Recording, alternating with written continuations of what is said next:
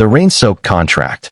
In the dim glow of a penthouse office overlooking a storm-lashed city, Alexander Kane's hand trembled as he slid the contract across the mahogany desk. Rain hammered the floor-to-ceiling windows like accusations, mirroring the ache in his chest. "Sign it," he said, his voice a hollow command, eyes fixed on the woman before him. Elena Ruiz, a stranger whose weary smile hid a lifetime of scars. She was 28, with calloused hands from years of scrubbing floors and a faded tattoo of a sunflower on her wrist, the only remnant of a love that had abandoned her in a dingy motel room 5 years ago. Alexander, the 42-year-old tech mogul whose empire spanned continents, had lost his wife to cancer 3 years prior, leaving him a ghost in his own life, wealthy beyond measure, yet starved for the one thing money couldn't buy: legacy. He needed a child, an heir to fill the echoing halls of his mansion, not out of tenderness, but transaction. As her pen hovered over the page, a single tear escaped her eye, splashing onto the ink. "This isn't just about the baby, is it?" she whispered, her voice cracking like the thunder outside. In that suspended moment, Alexander felt the first crack in his armored heart, not from the contract, but from the compassion in her gaze, a light he hadn't seen since his wife's final breath. Alexander Kane had built his fortune on ruthless precision, turning startups into billion-dollar behemoths with a single, unyielding algorithm. But precision had failed him in the quiet hours, when the mansion's sterile silence amplified the grief that clung to him like fog. Sarah's death had been swift, aggressive lymphoma that stole her laughter, her touch, their dreams of a family, leaving Alexander adrift in a sea of board meetings and empty champagne flutes at galas. He craved a child not for joy, but for purpose, a way to anchor the void. Surrogacy agencies paraded polished candidates, all contractual porcelain dolls, but none stirred the numbness. Then came Elena Ruiz, recommended by a discreet intermediary. She wasn't polished. Her resume screamed survival. High school dropout, single mother to none after a boyfriend's vanishing act, scraping by on cleaning gigs in the city's underbelly. Poverty had etched lines around her eyes, but her references glowed with tales of quiet generosity, slipping extra groceries to a homeless neighbor, tutoring a coworker's kid for free despite her own exhaustion. The interview was clinical, or so Alexander intended. He outlined the terms over chilled Pellegrino, $500,000 upon conception, full medical coverage, a clause for emotional detachment. "This is business," he emphasized, his tone clipped as he paced the office, avoiding her gaze. Elena sat ramrod straight in the leather chair too big for her frame, her threadbare coat still damp from the bus ride through the downpour. Isolation had been her companion since Javier left, pregnant and penniless, forcing her to choose between pride and survival. Abortion was the mercy she granted herself, a grief she buried under layers of forced optimism. Now, at rock bottom, this offer was a lifeline, twisted as it was. "I understand," she replied softly, but her eyes, deep brown pools flecked with gold, held no bitterness, only a flicker of empathy that unnerved him. "You've lost someone too, haven't you? I can see it in how you hold yourself, like you're carrying the world but pretending it's light." He dismissed her words as small talk, but they lodged like thorns.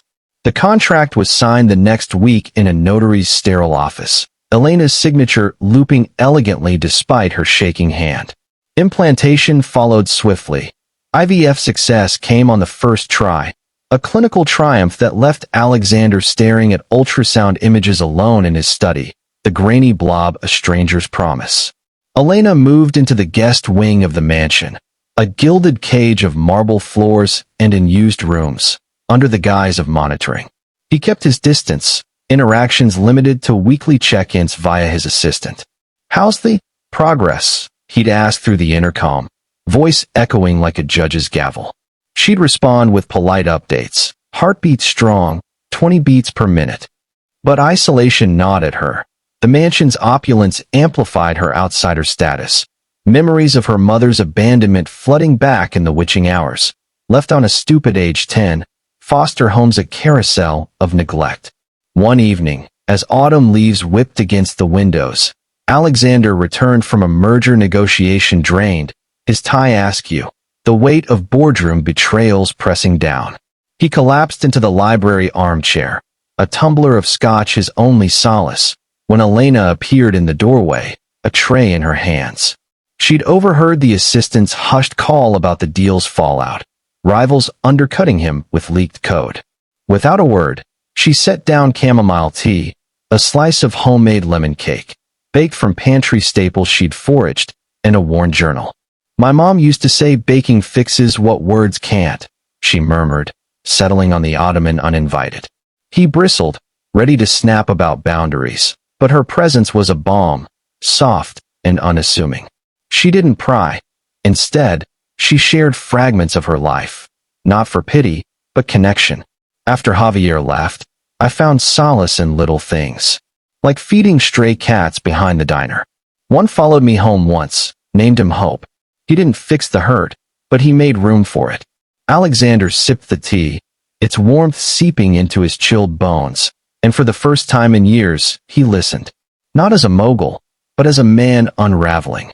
Her story unfolded in gentle waves, the grief of lost motherhood, the social chasm of poverty that isolated her from old friends who drifted toward brighter lives.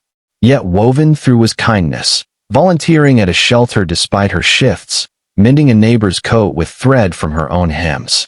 "It's not about fixing everything," she said, tracing the journal's cover, a gift from her last foster sibling.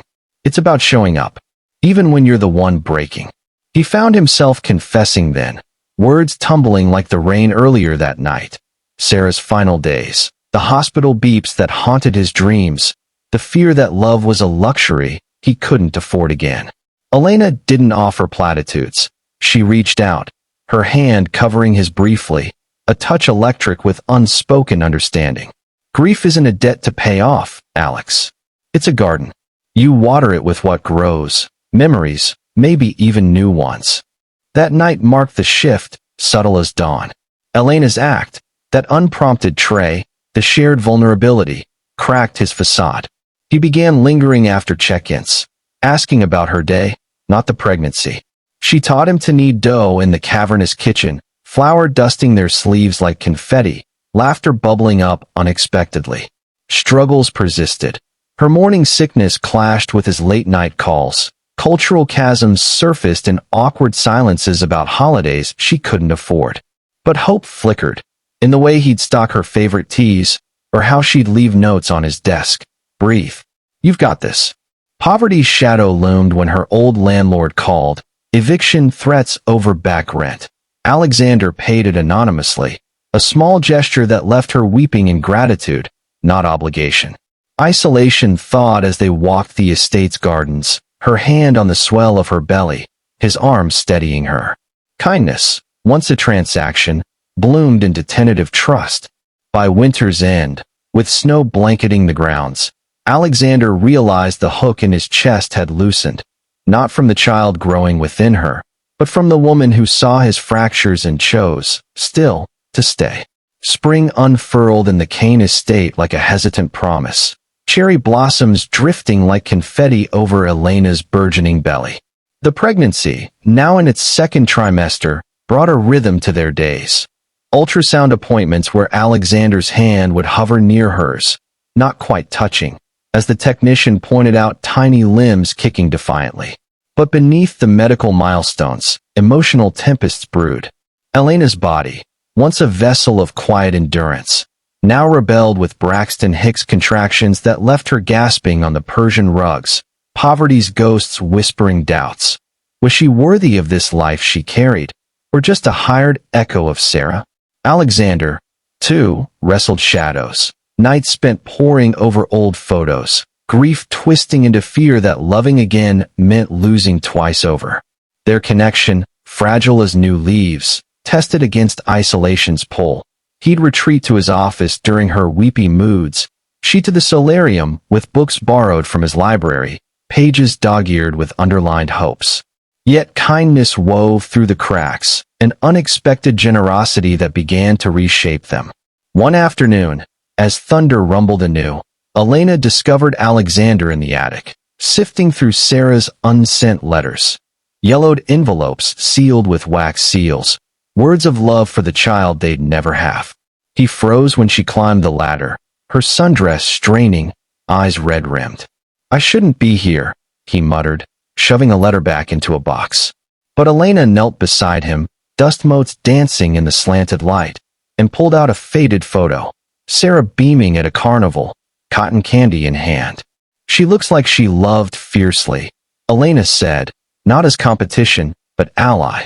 Tell me about her. Not the loss, the life." He resisted at first, voice cracking on memories of stolen weekends in Paris, her laugh echoing in empty concert halls.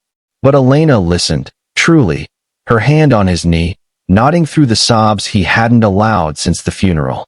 In return, she shared her abandonment's raw edges. Javier's goodbye note pinned under a rock, the foster system's carousel that taught her love was leased, not owned. "I built walls," she admitted, "but they kept out the good, too." That vulnerability, a small act of opening her scarred heart, dismantled his last defenses. He held her then, not as employer, but equal, the attic air thick with shared salt of tears. Their bond deepened amid struggles. Elena's isolation peaked when prenatal yoga unearthed buried grief, forcing midnight confessions over herbal teas.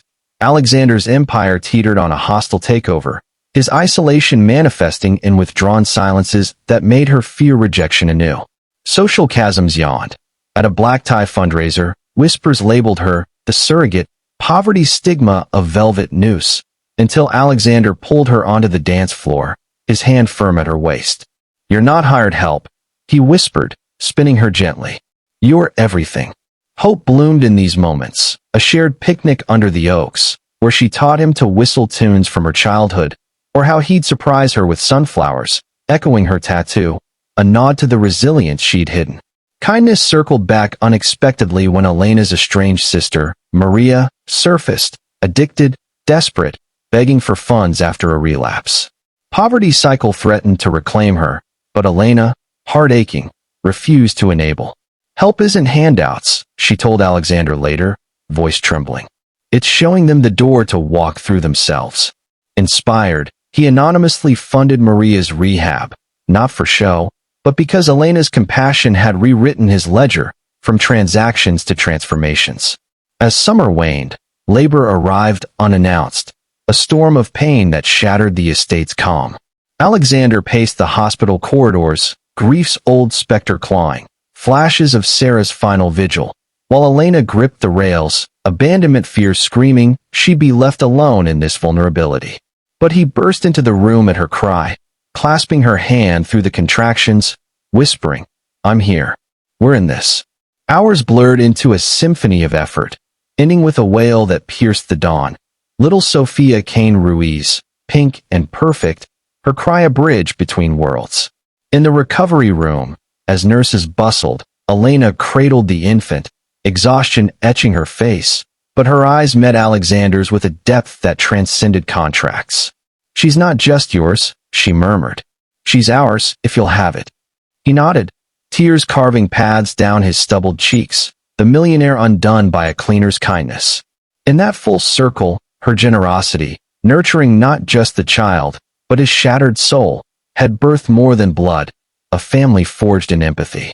Months later, Sophia's coups filled the mansion, once a tomb now alive with lullabies and laughter. Alexander proposed not with diamonds, but a sunflower ring, vowing to cherish the woman who'd taught him love's true shape, patient, unearned, boundless. Elena, no longer isolated, bloomed beside him, her poverty a scar turned story, grief transmuted into grace. Their life wove struggles and hopes into tapestry. Therapy sessions unpacking losses, community fundraisers where Elena's volunteer spirit rallied the overlooked. Kindness, that small seed from a rainy contract, had grown into a legacy richer than gold. In a world quick to commodify connection, remember, true love isn't hired. It's kindled in the quiet acts that see the hidden heart and choose, fiercely, to heal it. Moral of the story. In the currency of the soul, kindness is the investment that yields a fortune of love, turning transactions into timeless bonds.